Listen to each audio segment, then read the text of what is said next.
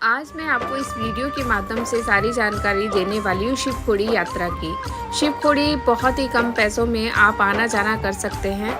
तो ये है कटरा का बस स्टैंड। आपको करना क्या है कि जब भी आप माता रानी के दर्शनों के लिए आएँ और शिवखोड़ी जाना चाहते हैं तो सुबह 7:30 बजे यहाँ पर आ जाएं। कटरा के बस स्टैंड पर 8 बजे चलने वाली शिवखोड़ी की बस जो है वो 7:30 बजे से ही यात्री आकर बैठना शुरू कर देते हैं। यदि आप समय से आते हैं तो अपनी सीट ले पाएंगे, जिसका किराया शिवखोड़ी का 250 रुपये है और कटरा से शिवखोड़ी की दूरी 75 किलोमीटर की है। 3 से 4 घंटे में आपको शिवखोड़ी उतार दिया जाएगा। बीच में वो 9 देवी के दर्शन भी कराते हुए जाते हैं और आते बाहर मुझे जिट्टू बाबा के मंदिर भी लेकर गए थे। तो चलिए आपको दिखाती हूँ, शिवखोड़ी की यात्रा कराती हूँ और इस बस के क्या नियम है इस वीडियो में मैं आपको ये भी बताऊंगी। तो मेरी वीडियो में अंत तक बने रहिएगा और कमेंट में हर हर महादेव लिखना मत भूलिएगा। चलिए निकलती हूँ मैं शिवखोड़ी के लिए और इस वीडियो में मैं आपको बताऊंगी कि शिवखोड़ी की मान्यता क्या है। शिवखोड़ी की मान्यता ये है कि भगवान शंकर ने एक भस्मासुर राक्षस को वरदान दिया था कि वो जिसके भी सर पर हाथ रखेगा वो भस्म हो जाएगा।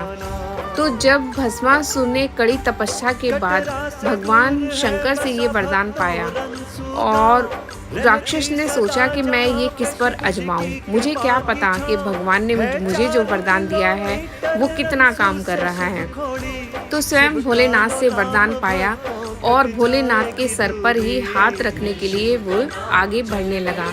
भगवान ने कहा कि ये क्या कर रहे हो? तो राक्षस ने कहा, भस्मासुर ने, कि हे भोलेनाथ, मुझे तुम्हारे सर पर हाथ रखकर देखना है कि ये वरदान मेरा कितना काम करता है। चलिए आगे की कहानी बाद में बताऊंगी। मैं पहुंच गई शिवखोड़ी और यहाँ पर आपको पर्ची लेनी है आधार कार्ड दिखाकर। आधार कार्ड दिखाकर ही आपको यात्रा की पर्ची मिलेगी और इस पर्ची से आप शिवखोड़ी की यात्रा करेंगे। आपकी मर्जी, आप घोड़े पे जाना चाहते हो या पैदल। मैं तो कहूँगी कि आप पैदल जाओ क्योंकि शिवखोड़ी की जो चढ़ाई है वो कठिन नहीं है और आप मात्र 1 घंटे में शिवखोड़ी पहुँच जाएंगे। घोड़े वाला आपसे 500 रुपये लेगा आने जाने के, 100 रुपये एक्स्ट्रा बताएगा। तो आप यहाँ पर काउंटर पे पर्ची कटवा कर ही घोड़े पर बैठे, जिसका किराया 500 रुपये आने जाने का होता है। वो आपके ऊपर है कि आप कैसे जाना चाहते हैं। भाई ये पैदल यात्रा का मज़ा ही कुछ और है। तो चलिए शिवखोड़ी की आगे की यात्रा शुरू करते हैं और मैं कथा आगे शुरू करती हूँ। तो जब भस्मासुर ने भगवान शंकर के सर पर हाथ रखना चाहा तो भगवान शंकर डर गए और इस शिवखोड़ी की जो तंग गुफा है उस गुफा के अंदर छुप गए।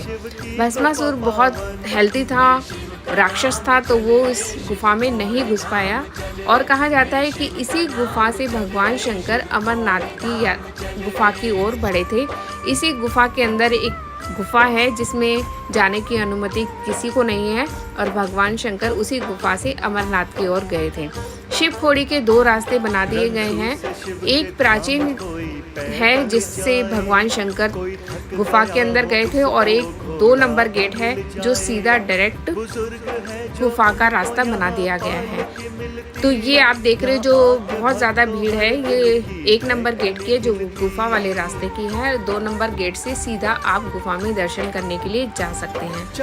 तो भगवान शंकर तो भस्मासुर से बच गए और इसका हल ये निकला कि सभी देवी देवताओं ने विष्णु जी का आवाहन किया और विष्णु जी ने इसका संविधान निकाला कि वो सुंदर नारी बनकर नृत्य करने लगे और वो जो भस्मासुर था वो उस नारी पर मोहित हो गया और बोला कि मुझे तुझसे विवाह करना है। और विष्णु भगवान ने कहा कि अगर मुझसे विवाह करना चाहते हो तो तुम्हें नृत्य करना होगा, जैसे जैसे मैं नृत्य करूँगी वैसे वैसे तुम्हें करना होगा। और भगवान विष्णु ने बड़ी चतुराई के साथ नृत्य करते करते अपना हाथ सर पर रख लिया और स्वयं दोहराया। भस्मासुर ने नृत्य करते करते अपना हाथ अपने ही सर पे रख लिया और वो स्वयं भस्म हो गया।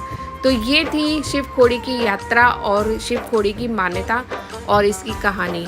आप लोगों को कैसे लगी कमेंट में ज़रूर बताना। शिवखोड़ी बाबा के दर्शन करने के बाद आप यहाँ भंडारा करें, जो नित्य भंडारा होता रहता है कड़ी चावल का।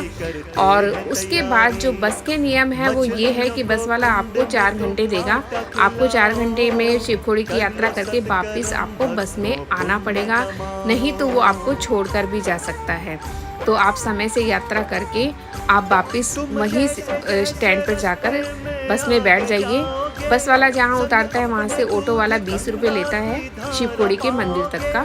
20 रुपये आए और 20 रुपये में जाएं और वापस अपने समय से बस में बैठ जाएं। और वहीं पर आपको बस वाला कटरा बस स्टैंड पर शाम को लाकर छोड़ देगा, जिसमें जाती बार वो आपको 9 देवी के दर्शन भी कराएगा और आती बार आपको जित्तू बाबा जी के दर्शन भी कराएगा। देखिए, सावन का महीना था और शिव खोड़ी में आ रही है झमाझम बारिश। इतना सुंदर वातावरण है भाई, भगवान के दर पर हम जाते हैं तो वापस आने का मन बिल्कुल भी नहीं करता है। ऊपर से सावन था और इतना सुंदर वातावरण हो रहा था, रिमझिम बौछार हो रही थी और मेरा तो मन कर रहा था कि मैं हमेशा के लिए भोले बाबा के चरणों में बैठ जाऊं और उनसे कहूं, हे भोले बाबा मुझे तो बस अपनी सेवा में रख लो। लेकिन कहते हैं ना कि यहाँ भगवान विश्राम करने के लिए उन्होंने स्थान बनाए थे, लोगों ने उन्हें भी नहीं छोड़ा और यहाँ पर भी ढूंढ लिया। तो भाई दर्शन करें और अपने घर जाएं, भगवान को भी आराम करने दें। तो मैंने तो इस यात्रा का बहुत आनंद उठाया और जैसे कि आप वीडियो में देख रहे हैं झमाझम बारिश आ रही है और मैं बारिश में भीग रही हूँ और भगवान के दर्शन करके जो खुशी मिलती है वो तो आप भगवान के दर्शन करने के बाद ही अनुभव कर सकते हो। तो मेरे बहुत अच्छी यात्रा ये रही शिव खोड़ी की। बस थोड़ी सी प्रॉब्लम हो गई थी कि पहाड़ पे से एक पत्थर गिर गया था जिससे मैं बच गई थी, वो साइड से होकर गया, थोड़ी सी मेरे हाथ पे चोट लगी थी। भगवान की कृपा थी कि मुझे कुछ नहीं हुआ, क्योंकि बारिशों के मौसम में पत्थरों का गिरना जायज़ है, मलबा बह जाता है। तो वापस आप बस में आ जाएं। यहाँ मेरी बस खड़ी है और बारिश आ रही है। सबसे पहले मैं आ चुकी हूँ दर्शन करके।